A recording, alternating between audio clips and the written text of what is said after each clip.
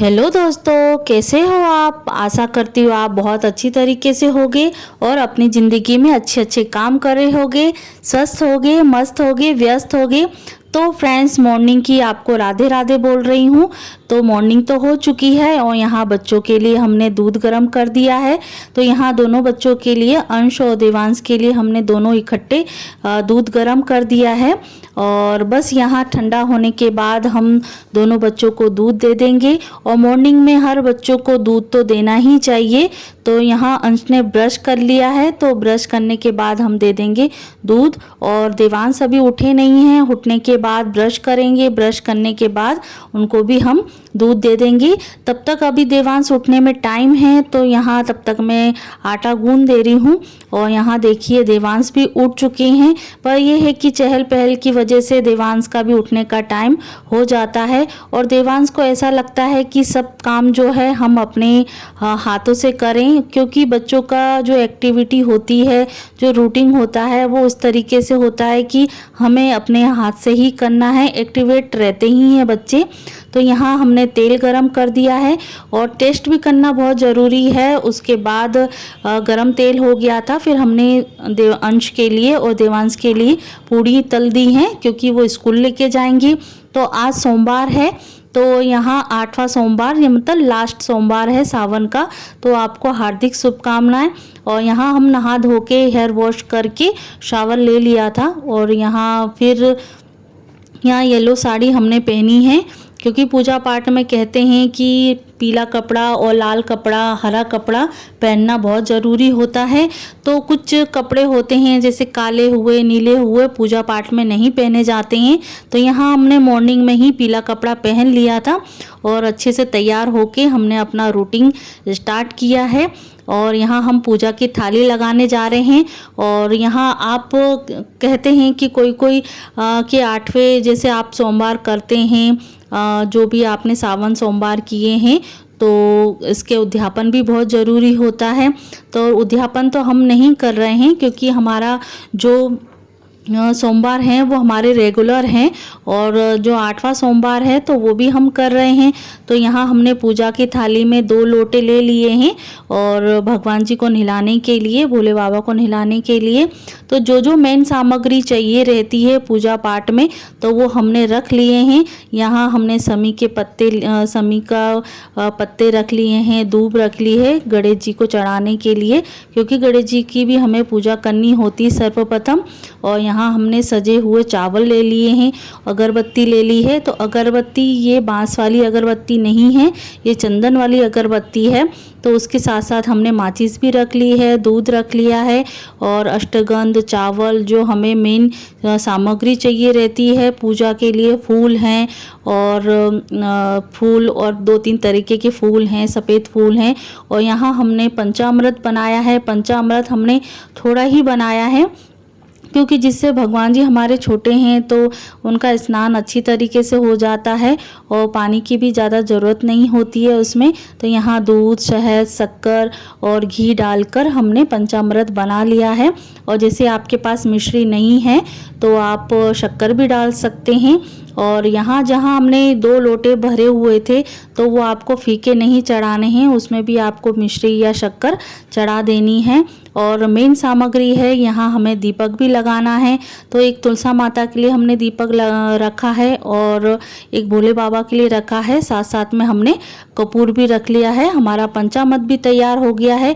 और यहाँ हम हवन करते हैं हर सोमवार को, और रेगुलर ही हमारा है हवन करना। तो उसके साथ साथ हमारी हवन सामग्री भी बहुत ज़रूरी है। साथ साथ में मैंने जो बत्ती है घी वाली, वो भी हमने प्रज्वलित करने के लिए रख ली है, क्योंकि हमें हवन करने के लिए घी की ज़रूरत पड़ेगी। माचिस भी रख ली है, बेलपत्र रख ली है।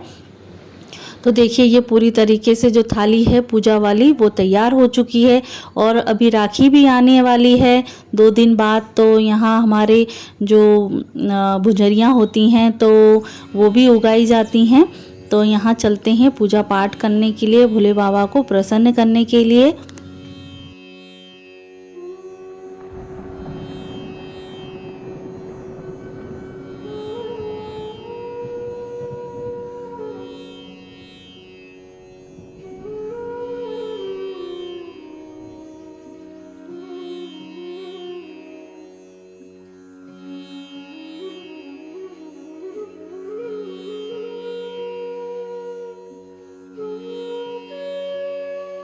तो फ्रेंड्स हमने यहाँ 2 लोटे इसलिए लिए हैं क्योंकि भोले बाबा का जो चौतरा है, मंदिर है, वो पूरी तरीके से साफ़ किया जाता है और उसके बाद यहाँ पूजा की जाती है। तो यहाँ भोले बाबा का पहले 2 लोटे मतलब 1 लोटे से पूरा जो चौतरा है वो साफ़ किया जाता है, क्योंकि मंदिर पूरा साफ़ होना बहुत ज़रूरी होता है।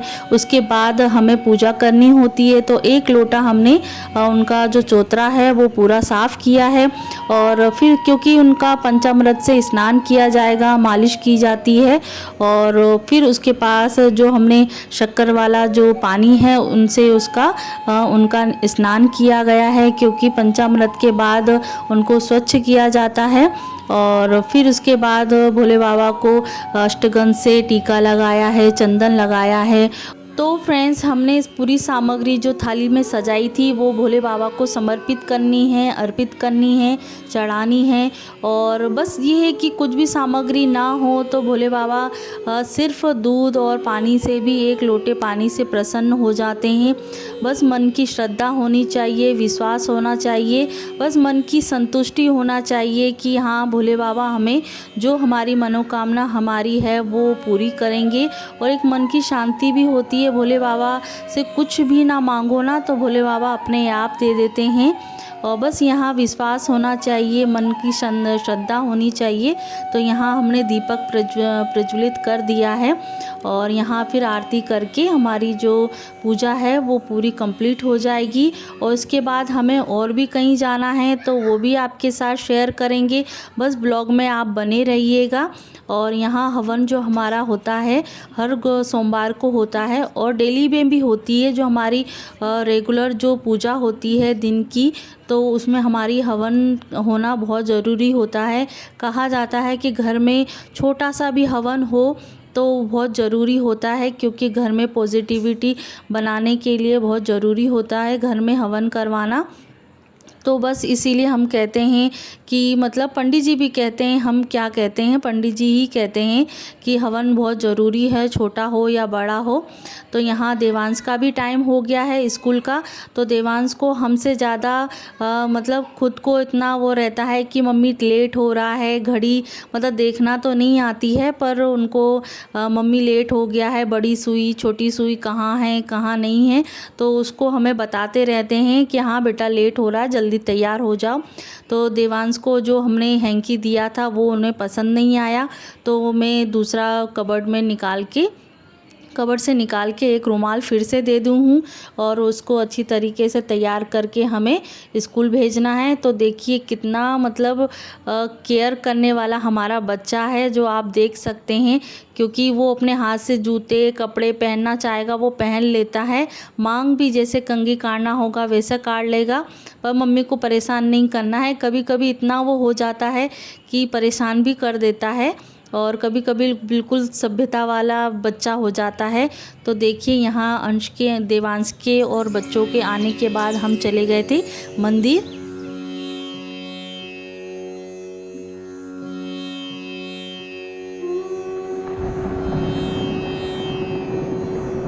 जाता सदाधार वे पृथ्व्याम ते मातश्री निधिवाय हविका विधेमः। हाथ में अक्षत पुष्प पकड़ के कलश का ध्यान।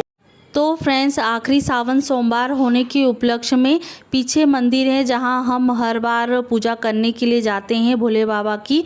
तो जिनका मंदिर है तो उन्होंने बहुत बड़ी पूजा रखवाई थी अभिषेक करवाने के लिए भोले बाबा का, और बहुत लोग आए थे पूजा करने के लिए। जिसको जोड़े से बैठना है वो पूजा कर सकता है, हवन कर सकता है। तो मैं बस थोड़ी देर के लिए गई थी क्योंकि देवांश फिर मस्ती करने लग गया था तो पूजा करने नहीं दे रहा था, तो इसकी वजह से मुझे जल्दी आना पड़ा। बस ये है कि भोले बाबा के दर्शन हो गए थे। तो यहाँ मम्मी पापा भी बैठे हुए हैं अभिषेक करवाने के लिए, और सभी लोग बैठे हैं, जोड़े से भी बैठ सकते हैं। तो बस यहाँ पूजा करने के बाद, अभिषेक करवाने के बाद बस हाथ लगा लिया था हमने, और यहाँ पूजा हमारी जो है वो पूजा कंप्लीट हो गई थी। और किसी फ्रेंड ने, किसी बहन ने मुझसे क्वेश्चन किया था कि जैसे हमारे घर में शिवलिंग नहीं है तो हम किस तरीके से उनका अभिषेक कर सकते हैं।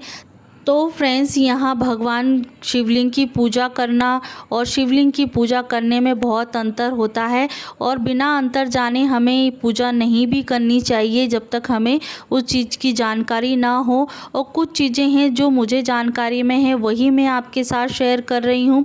तो कहते हैं शिव पुराण में कि भगवान शिव जी की मूर्ति पूजा में आसन आवश्यक माना जाता है, क्योंकि शिव जी की पूजा करने में हमें आसन की ज़रूरत पड़ती है। पर जबकि शिवलिंग पूजा में हमें आसन की ज़रूरत नहीं पड़ती, अनिवार्य नहीं होता है उसमें। और शिवलिंग जी की शिव जी की पूजा में हमें बैठकर पूजा करनी होती है, जबकि शिवलिंग की पूजा करने में हमें खड़े होने की ज़रूरत पड़ती है। अब यही दो अंतर होते हैं हमें पूजा करने के लिए। और भी कुछ हैं उपाय, वो भी मैं आपके साथ शेयर करूंगी। तो भगवान जी की शिव की मूर्ति पूजा करने में जल से ही हमें अभिषेक विधान कहा जाता है कि शिव मूर्ति पूजा में हमें जल से ही स्नान कराना है, जबकि शिवलिंग की पूजा में हमें दही, शक्कर, केसर, रुद्राक्ष, घी, दही, शक्कर आदि का प्रयोग हमें करना होता है। और भगवान शिव जी की मूर्ति पूजा में हमें वस्त्र अर्पित करना होते हैं, जबकि हमें शिवलिंग पूजा में वस्त्रों को मतलब उसका कोई स्थान नहीं होता, उसमें ज़रूरत नहीं पड़ती है वस्त्र अर्पित करने के लिए। और भगवान शिव की मूर्ति पूजा में माता पार्वती भी साथ में पूजा की जाती है, जबकि शिवलिंग पूजा में मात्र भगवान शिव जी की ही पूजा की जाती है। और भी 2-3 चीज़ें हैं वो भी मैं आपके साथ शेयर कर रही हूँ। तो भगवान जी की शिव मूर्ति पूजा के लिए हमें उन्हें घर के मंदिर में ही स्थापित किया जाता है। शिवलिंग मतलब शिव जी की मूर्ति पूजा में उन्हें घर में ही स्थापित किया जाता है, जबकि शिवलिंग जो होती हैं वो घर के मंदिर मतलब घर के बाहर जो हमारा कमरा होता है वो बाहर मंदिर स्थापित किया जाता है। घर में वर्जित होता है शिवलिंग मतलब स्थापित करना, इसीलिए हमने भी बाहर ही स्थापित किए हैं। और भगवान जी शिव मूर्ति पूजा के बाद उन्हीं पूर्ण परिक्रमा लगाई जाती है। शिवलिंग पूजा में हमें मतलब आदि परिक्रमा लगाई जाती हैं। ये 2 अंतर ये होते हैं शिवलिंग मूर्ति पूजा में और शिवलिंग में पूजा में, क्योंकि उसमें पूरी परिक्रमा की जाती है और शिवलिंग में हमें आदि परिक्रमा की जाती है। बहुत सारी चीज़ें होती हैं कि हमें ये चीज़ें जानकारी में होना चाहिए, तभी हमें उस चीज़ का फल पाया जाता है और इस चीज़ को हमें ध्यान में रखकर ही पूजा करनी होती है। तो अगले वीडियो में मिलते हैं नई वीडियो के साथ में।